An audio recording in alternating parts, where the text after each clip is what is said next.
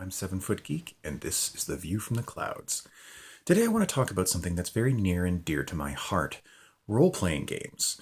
Now, I'm not interested in talking about what games I like and why and what I don't like about certain game systems. Instead, I want to talk about how I, as a gamer, as someone who has played role-playing games for 24 years now, how I continue to engage in this hobby that I care about so much while still making healthy choices for my life.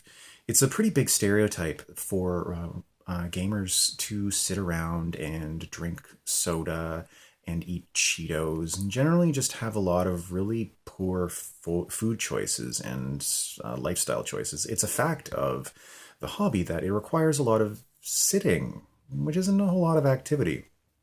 So, how do we look at that and say, I want to still keep doing this, but I want to make better choices for myself in life?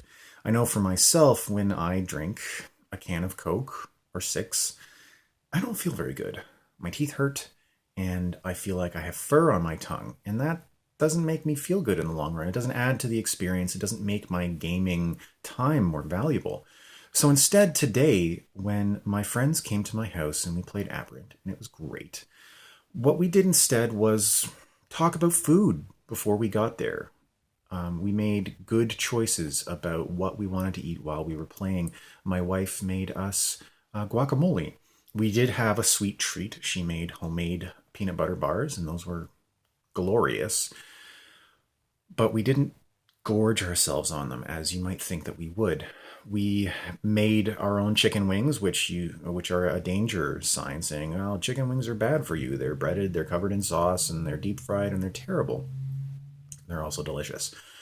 We made chicken wings in our ActiFry, which is a fancy little device that deep fries without deep frying. It's a convection device and it spins things around. It makes lovely crispy chicken wings, but I get to pour out all of the chicken fat. And as I mentioned yesterday, I'm celiac, so I'm not going to be putting any bread on anything. So they were actually a much healthier choice. Furthermore, the fact that role-playing games require that you sit for a really long time. We were playing from about 2:30 in the afternoon until 7:30 this evening. So that's a long time to spend sitting around. But we play in a house.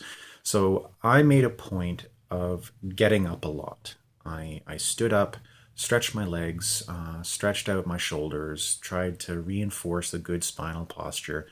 And there's more than enough space in a house to be able to do that and still be able to hear what was going on with my friends, to still maintain line of sight with them, so I'm still engaged and part of the process.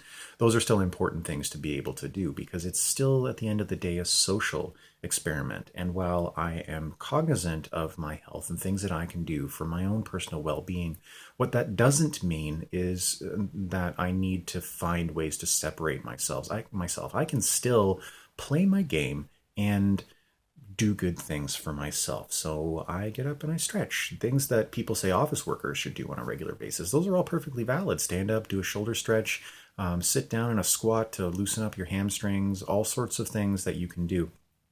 And it's fine. There was no disruption to play, and we still managed to go through and have an awesome time for 5 hours with a group of us that don't get to see each other because of geography a lot of the times.